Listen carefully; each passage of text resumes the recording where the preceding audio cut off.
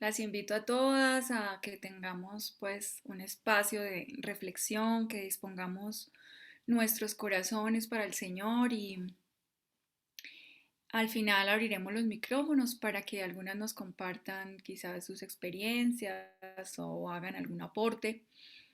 Qué bueno que activen sus cámaras. Yo sé que a veces se nos dificulta por alguna razón, pero mientras lo puedan hacer, qué bueno, porque pues tiene la dificultad de que es por internet, de que se vuelve un poco impersonal, pero finalmente es una reunión del grupo de damas. Entonces, para que de alguna manera tengamos esta dinámica, las invito a activar sus cámaras. Bien, entonces demos inicio a nuestro programa Mujeres conforme al corazón de Dios. Continuamos con el estudio que veníamos teniendo acerca de la tiranía de las emociones. Esta es nuestra cuarta sesión. Hoy vamos a estar hablando acerca de la ira. La quinta sesión, perdón. Vamos a estar hablando acerca de la ira y ya en nuestro próximo encuentro será el último que tengamos. Posiblemente, si es la voluntad de Dios y así lo permite, el 12 de junio tendremos nuestra reunión de cierre presencial en la iglesia después del culto. Eh, Oremos para que esta reunión sea para la gloria del Señor, que reforcemos nuestros lazos de hermandad como miembros de la iglesia y que podamos edificarnos unas a otras.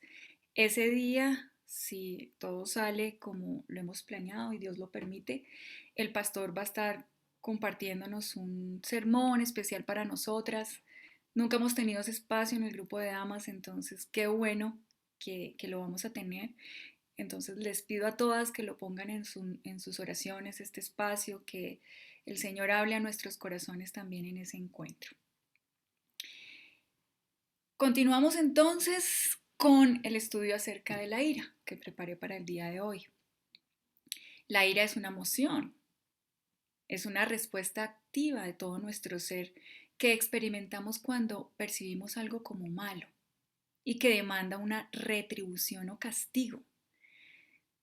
Todo nuestro ser se ve involucrado, nuestro cuerpo, nuestros pensamientos y nuestras acciones. La ira es una respuesta activa de todo nuestro ser que experimentamos cuando percibimos algo malo y que demanda una retribución o castigo.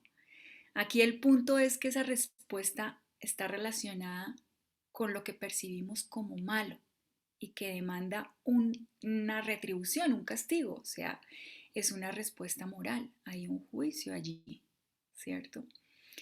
Todo nuestro ser se ve involucrado. Cuando estamos airadas, aumenta la presión sanguínea, lo que con el tiempo puede provocar el deterioro de las arterias. Se eleva el pulso cardíaco, se genera taquicardia, aumenta la producción de sustancias químicas como la adrenalina, lo que altera el equilibrio natural del cuerpo. Se desequilibra el sistema inmunológico, se provocan contracturas, dolores musculares y jaquecas. Se acelera la respiración, provocando que el corazón bombee con más intensidad. Aumenta el riesgo de padecer enfermedades como la gastritis, la colitis, la dermatitis.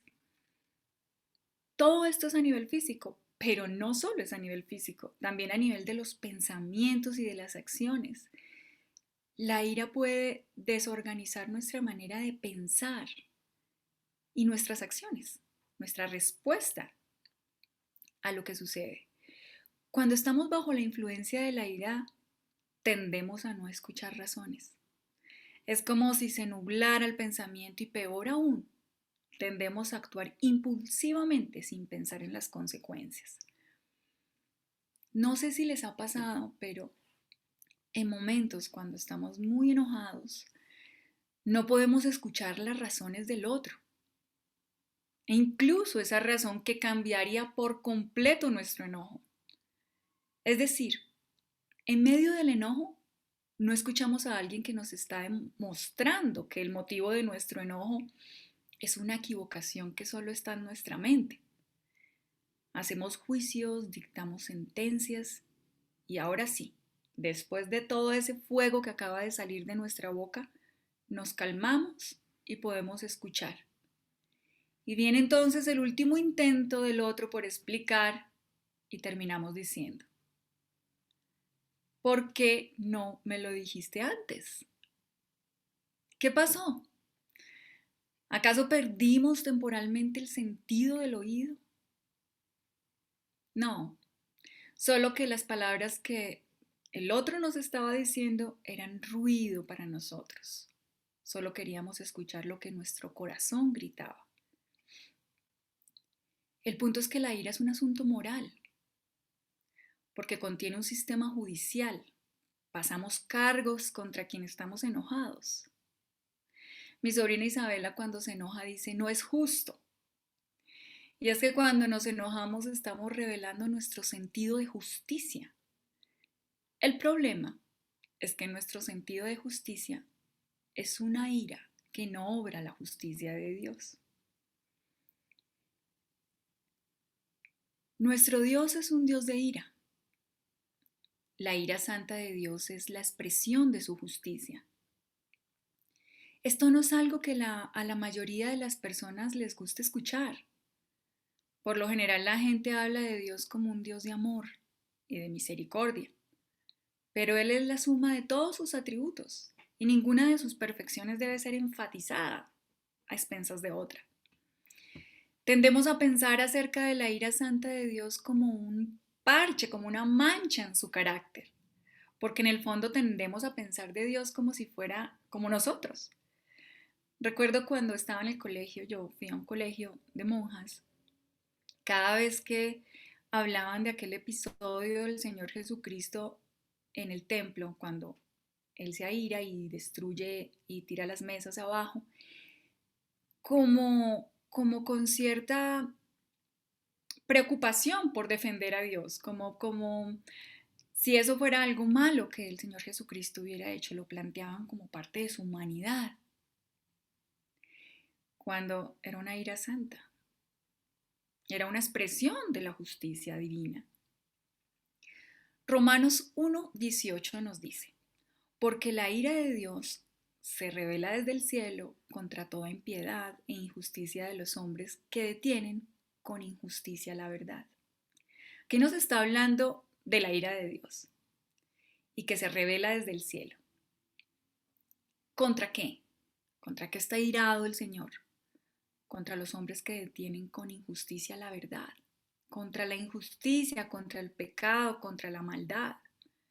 La ira santa de Dios es la expresión de su justicia. Es la reacción de un Dios santo contra el pecado de los hombres. Es la respuesta de un Dios justo contra la maldad de las criaturas. La razón por la que comúnmente la gente, al hablar de Dios, hace énfasis en el atributo del amor, es porque les cuesta conciliar el amor con la ira. Y necesitamos comprender precisamente que Dios se aira porque ama. Su ira es la expresión de su amor a la justicia. Él no puede ser indiferente al pecado. Dios es limpio de ojos para ver el mal. Él ve el pecado como realmente es. Y su ira es la expresión de su oposición absoluta al mal. Somos imagen de Dios. Y como imagen suya, estamos diseñados para irarnos frente a la maldad y a la injusticia que ofende a nuestro Creador, como respuesta de adoración a Él. Pero por efecto de la caída, nuestra ira es pecaminosa, ya sea por los motivos que nos airamos o porque aun cuando tenemos motivos santos, no la expresamos santamente. Nos enojamos por aquello que nos importa, por lo que amamos. Todas las personas que realmente aman conocen la ira, no a pesar de su amor, sino más bien por causa de ese amor. Si ves a una persona que está infligiendo dolor a otra, es posible que te enojes. Pero si la persona a quien le están infligiendo dolor es tu hijo o tu mamá o alguien a quien amas profundamente, eso sin duda despertará tu ira. Voy a leerles una cita de Jonathan Edwards que me parece muy acorde con este estudio de las emociones. Es una cita de su libro Afectos religiosos. Dios no solo nos ha dado emociones, sino que también ha hecho que sean la causa directa de nuestras acciones. No tomamos decisiones ni actuamos a no ser que el amor, el odio, el deseo, la esperanza, el temor o alguna otra emoción influya en nosotros. Afirmo que jamás alguna verdad espiritual cambió la conducta o la actitud de una persona sin haber despertado sus emociones. Nunca un pecador deseó la salvación, ni un cristiano despertó de una frialdad espiritual sin que la verdad hubiera afectado su corazón. Dirás, bueno, entonces, ¿cuál es el problema con la ira si es una expresión de mi amor a la justicia? El punto, hermanas, es que por efecto de la caída, nosotras llamamos a lo bueno malo y a lo malo bueno. Y aunque hemos sido rescatadas y vemos lo que antes no podíamos ver, aún hay pecado en nosotras. Tu ira es santa cuando lo que te enoja es la gloria de Dios, que la gloria de Dios esté siendo mancillada. Sin embargo, de este lado de la gloria, nunca tu ira será perfectamente santa. Y definitivamente no es santa cuando lo que te aira es que no se haga tu voluntad. El problema es que la principal consecuencia de lo que sucedió en el huerto del Edén es que el hombre dejó de girar alrededor de Dios para girar alrededor de sí mismo, para girar alrededor de su voluntad propia. Dejar de someterse a la voluntad de Dios, de anhelar la voluntad de Dios, de someterse a su soberanía, para girar alrededor de sí mismo y volver a las personas a su alrededor súbditos de su propio reino. Y tú y yo no escapamos de eso. Surgen en nuestros corazones ídolos. Pasamos con gran facilidad de un anhelo legítimo a un ídolo. Comenzamos este estudio con la cita de Romanos 1:18 acerca de lo que a Dios le aira, que es la injusticia, la maldad, el pecado. Y Pablo continúa diciendo, ¿dónde está la raíz de nuestro pecado? Ahí en Romanos 1:21. Pues habiendo conocido a Dios, no le glorificaron como a Dios, ni le dieron gracias, sino que se envanecieron en sus razonamientos y su necio corazón fue entenebrecido. ¿Dónde está la raíz del pecado?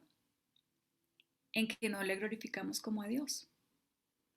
En cambio de eso, razonamos con un razonamiento entenebrecido. Estamos envanecidos en nuestros razonamientos.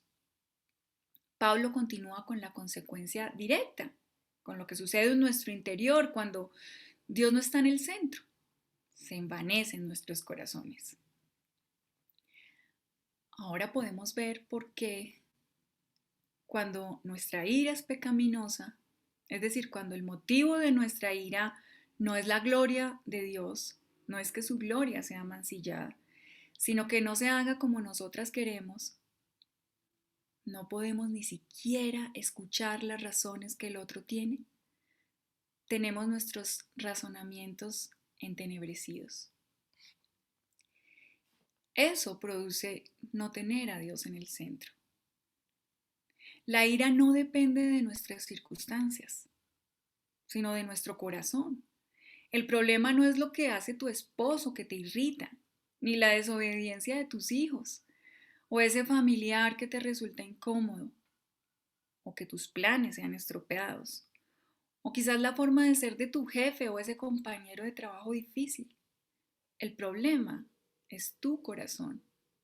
La ira nos está revelando qué o quién es lo que más amamos. Aquello en lo que encontramos la razón de vivir, lo que está en el centro de nuestras vidas. Y si no es Dios, la ira te está revelando un ídolo de tu corazón.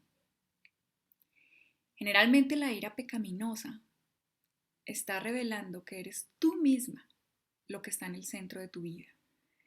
que se haga como tú quieres. Podrás decir, conmigo es diferente porque yo soy una ama de casa dedicada, una madre entregada, estoy muy pendiente de mis hijos, de sus tareas, de sus uniformes, de su alimentación. Amo profundamente a mi familia. Entiendo que mi ministerio principal es en el hogar. El problema es cuando van mal en sus colegios, cuando sacan malas calificaciones o cuando estamos en medio del agite para salir a llevarlos al colegio y alguno no quiere comer o riega su sopa sobre la mesa. Hay que cambiar sus uniformes, vamos a llegar tarde al colegio y todo se estropea. Es diferente. No estoy en el centro de todo, yo estoy entregándome al servicio de mi hogar. El problema son ellos. Ese es el problema si tan solo hicieran caso, si me obedecieran, si comprendieran que yo busco lo mejor para ellos, todo sería diferente y yo no estaría tan enojada. Bien, hermana, ¿y cómo reaccionas cuando pasa eso? Bueno, pues me enojo, los grito, algunas veces les pego, otras veces simplemente lloro desesperadamente de la ira, porque siento que ya no puedo más. Y bueno, por supuesto que te entiendo, hermana. Es un escenario frustrante. No soy madre, pero siempre busco de manera intencional que mi vida no gire alrededor de mí y servir a otros. Finalmente de eso se trata la maternidad. Recientemente estuve al cuidado de una sobrina por una semana. Va mal en su colegio y sus papás me pidieron que la ayudara a preparar sus acumulativos. Esto incluía que se quedara a dormir conmigo, estar pendiente de sus alimentos, de arreglarla para ir al colegio, de sus uniformes. Y aunque fue solo una semana, fue lo suficiente, hermanas, créanme, para saber que es una labor que está llena de muchas frustraciones. Más de la mitad de las cosas salen mal. O más bien, no salen como las planeamos. Ahí está el punto, que a veces llamamos malo a todo aquello que no sale como nosotros lo planeamos. Que no se haga nuestra voluntad y cuando vemos las cosas de esta manera, nos airamos. No está entre tus planes ni en las de ninguna aquí, ni en los planes de ninguna aquí. Que su hijo a veces tenga algunas dificultades en el estudio. Y peor aún, si has probado las mieles de tus hijos ocupando los primeros lugares en sus colegios y las felicitaciones de los profesores, de tus familiares, de tu esposo, todo eso afirmó tu labor. Aquello que comenzó como un servicio abnegado al Señor se convirtió en tu identidad. La madre excelente que cría hijos excelentes. Tu ira está diciendo como Raquel, con Raquel, dame un hijo o me muero. En el caso de Raquel, ella quería un hijo. En tu caso, quieres hijos excelentes. El problema no era quererlos, no era querer un hijo, ese no era el problema de Raquel. El problema era que era una necesidad, no era un deseo. Dame un hijo o me muero. El problema no está en que tú quieras criar hijos en excelencia. El problema es que lo pones como una necesidad en el centro. Y si no sucede, te airas. Cuando aquello que te frustra desemboca en un episodio de ira, es porque tú estás en el centro de tu vida. El maltrato verbal y físico es, hermanas, una expresión de control. Y el control es una forma de reclamar soberanía. Veámoslo así. Cuando haces eso con tus hijos, les estás diciendo, tengo un maravilloso plan para ti si me dejas estar en el centro de tu vida y me obedeces. Te daré la bienvenida a mi pequeño reino y todo te saldrá bien y serás feliz en él. Otra podrá decir, bueno, yo no tengo ese problema, jamás le pego a mis hijos. O cuando lo hago, Me aseguro de que sea para corregirlos, no por desahogar mi ira. Nunca grito. A ti te pregunto, ¿guardas enojo en tu corazón? ¿Por qué estás enojada? ¿Te enoja que Dios no sea glorificado? ¿O estás enojada porque todo no sale como tú planeas? Vamos todas en la cita Santiago 4, 1 al 3 y el versículo 6. Se los voy a leer. Si quieren y algunas tienen la Biblia a la mano, pueden seguirme. ¿De dónde vienen las guerras y los pleitos entre vosotros? ¿No es de vuestras pasiones, las cuales combaten en vuestros miembros? Codiciáis y no tenéis, matáis y ardéis de envidia, y no podéis alcanzar. Combatís y lucháis, pero no tenéis lo que deseáis, porque no pedís. Pedís y no recibís porque pedís mal, para gastar en vuestros deleites. Versículo 6. ¿O pensáis que la Escritura dice en vano, el Espíritu que Él ha hecho morar en nosotros nos anhela celosamente? Vamos con la primera parte de esta cita, en el versículo 1. ¿De dónde vienen las guerras y los pleitos entre vosotros? ¿No es de vuestras pasiones, las cuales combaten en vuestros miembros? Repito, ¿de dónde vienen las guerras y los pleitos entre vosotros? ¿No es de vuestras pasiones las cuales combaten en vuestros miembros? Está comparando aquí, quiero que lo vean conmigo, dos guerras.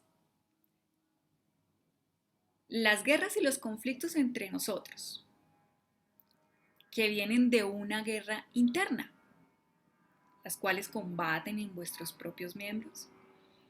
Sabemos que le está hablando a creyentes, porque más adelante en el versículo 6 dice, ¿o pensáis que la Escritura dice en vano, el Espíritu que Él ha hecho morar en nosotros nos anhela celosamente? ¿En quién habita el Espíritu Santo? En los creyentes. Entonces está hablando a creyentes. Santiago no nos está diciendo que las guerras y pleitos radican en los deseos. Dios nos hizo con corazones anhelantes. No funcionamos por montones. La voluntad se activa por una motivación, por un deseo. Tenemos deseos legítimos, como el querer que a nuestros hijos les vaya bien en el colegio, que las dinámicas del hogar funcionen, cumplir con los horarios, incluso el ser afirmados por otros es algo bueno. Fuimos diseñados para vivir en comunión, en aceptación unos con otros. Pero los conflictos vienen cuando batallamos en nuestro interior con los deseos de Dios. Voy a volver al versículo.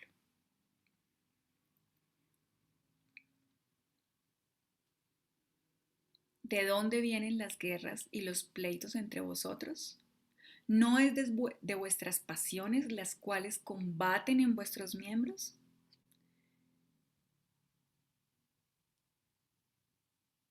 Quizás tú no has notado que ese anhelo legítimo se ha convertido en un ídolo. Que tus hijos, que tu identidad como madre, que ser madre se ha convertido en tu identidad. Pero Dios, que escudriña los corazones, sí lo sabe. Y el deseo de Dios es santificarte. Versículo 6. ¿O pensáis que la Escritura dice en vano, el Espíritu que Él ha hecho morar en nosotros nos anhela celosamente? Santiago nos está diciendo que las guerras y los conflictos vienen de una guerra en tu interior, entre tus deseos y los deseos de Dios. Porque mientras tú quieres que todo sea a tu manera, porque tú misma estás en el centro de tu corazón, el Espíritu que Él ha hecho morar en ti te anhela celosamente y quiere estar justo en el centro de tu corazón, ser el rey de tu vida, tener su trono en tu corazón. Esto fue precisamente lo que vieron los israelitas, lo que no vieron los israelitas cuando vino el Mesías prometido.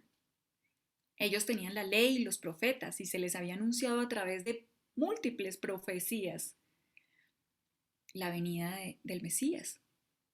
Más de 300 profecías se cumplieron de manera literal cuando el Señor Jesucristo vino. El problema no era que no les había sido anunciado. El problema es que no es que no estuvieran advertidos. Muchas cosas estaban especificadas de antemano. El problema era los corazones de ellos. Ellos querían un Mesías político, alguien que los liberara de la opresión del Imperio Romano, tener su propio reino, vivir a sus anchas y seguir en el deleite de sus propias pasiones. No querían un reino espiritual ni un Mesías espiritual al cual someter sus deseos. Creo que en el fondo todas estamos enojadas por algo, porque la vida de este lado de la gloria está llena de frustraciones. El reino se ha acercado ya y por eso tú y yo hemos sido traídas de muerte a vida. Pero no ha venido a plenitud aún. El reino de Dios está superpuesto con el reino de este mundo. Y su reino no es de este mundo. Está en conflicto con el mundo. Y ese conflicto está aún en nuestros corazones. Y eso es lo que nos dice Santiago, que combatimos en nuestros miembros. Porque llevamos un remanente de pecado. Y tenemos que someter la carne a la voluntad de Dios. Y esto nos plantea un conflicto, una guerra espiritual, una muerte, una lucha a muerte con el pecado. Quizás pienses que la ira no es tu problema, porque tienes solo unos momentos insignificantes de la cotidianidad en que te enojas, en que te airas. Es decir, no estás condenada a 20 años de cárcel porque terminaste en un episodio de ira asesinando a alguien. Pero, hermanas, el carácter santo se forma en lo cotidiano, en las pequeñas cosas, en esos asuntos domésticos, como la leche derramándose sobre la estufa recién limpiada, o en esa interrupción que arruinó tus planes. Es legítimo, por ejemplo, que anhelemos tener espacios en familia, con nuestro esposo y los hijos, si los hay, porque reconocemos ese vínculo matrimonial que Dios diseñó, la prioridad que representa en nuestras vidas esos espacios de intimidad familiar.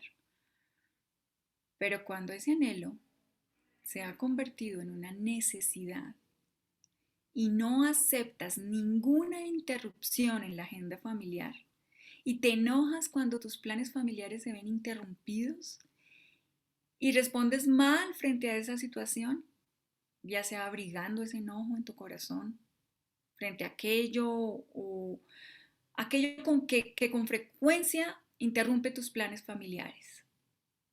Entonces estás haciendo de tu familia un ídolo y desconociendo la soberanía de Dios sobre tu agenda familiar.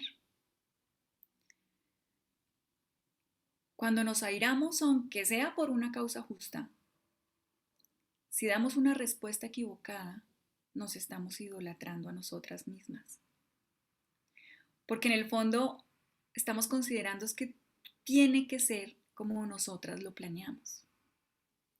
Vamos con Romanos 8, 18 al 21. Pues tengo por cierto que las aflicciones del tiempo presente no son comparables con la gloria venidera que en nosotros ha de manifestarse.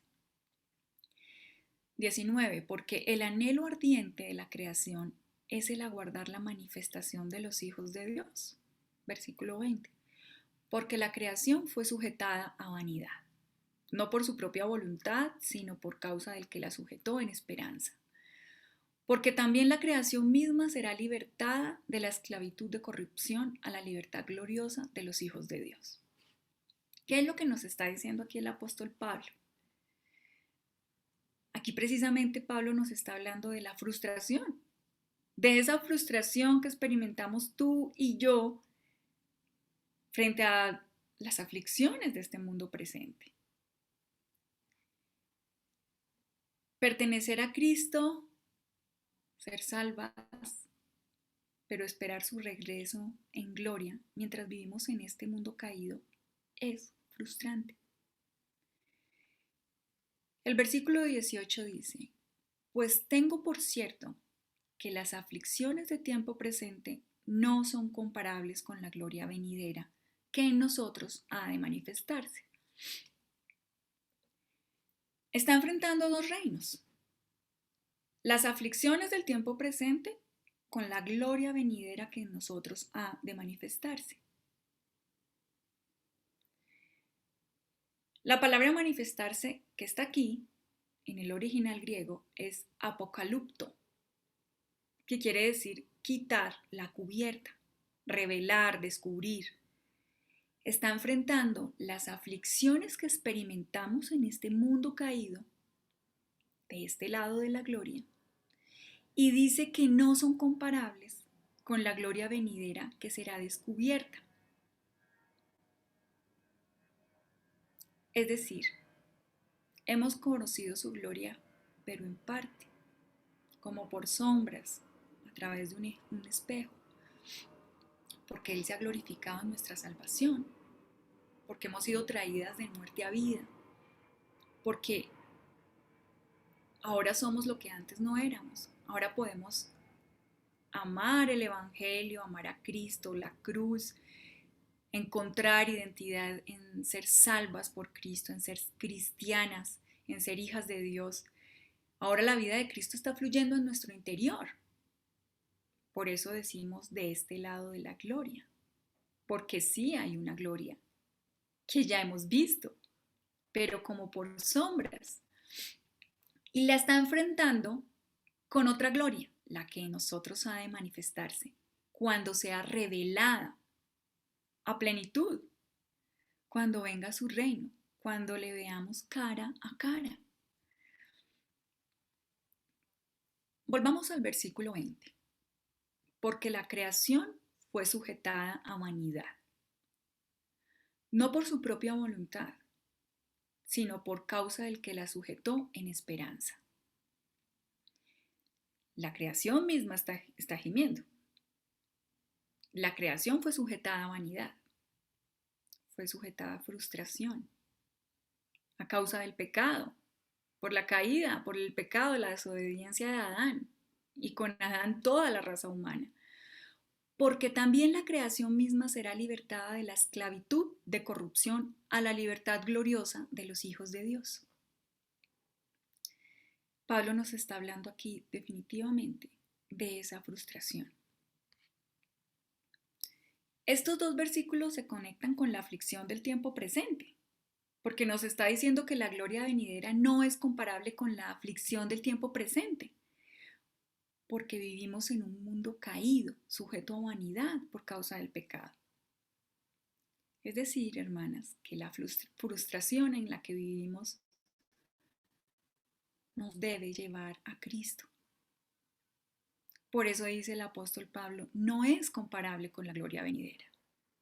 Cada vez que estés frustrada por las calificaciones de tus hijos, por las dinámicas del hogar, que salen al revés, estropean tus planes, en vez de airarte, lleva esa ira a la cruz y comprende que hay algo mejor a que tus hijos sean buenos estudiantes y que las dinámicas del hogar funcionen perfectamente y que cuando tu esposo llegue a la casa te felicite porque la casa está impecable, porque tus hijos llegaron puntuales a clase, porque cumplieron con sus tareas, porque ocupan los primeros sitios. Hay algo mejor que eso, hermana. Y es que Cristo se ha anunciado en tu hogar, que tú modeles el Evangelio, que tú manifiestes misericordia. Algunas de ustedes saben que durante mis vacaciones tuve un accidente en bicicleta. mis planes de viaje y de vacaciones se vieron de alguna manera frustrados por heridas, fracturas, cuentas de hospital, reclamaciones al seguro. Pero esta frustración, que obvio es frustrante, me lleva a anhelar un viaje más que cualquier otro viaje. El viaje a los cielos nuevos y la tierra nueva que Él hará, donde ya no habrá llanto ni dolor, donde nos deleitaremos en Dios por toda la eternidad. Eso es lo que debe hacer la frustración en nosotros y eso es lo que nos está diciendo el apóstol Pablo. No es comparable con la gloria venidera que en nosotros ha de manifestarse, que la veremos cara a cara, que será revelada. Lleva las frustraciones de tu maternidad a Cristo para que puedas responder a ellas con una actitud redentora que busca llevar paz en medio del caos, como de quien encuentra su mayor afirmación en Cristo y en su obra, en la adopción. Pero la solución no será un evento, es decir, no será algo que sucede en un momento de tu vida y no más, y ya, y de aquí en adelante tu voluntad va a estar en completa sintonía con la voluntad de Dios. No va a ser así. No será un evento, será un caminar, será una lucha. Tu meta no debe ser encontrar la respuesta para tu lucha, como si fueras capaz de solucionar el problema de la ira de una vez por todas.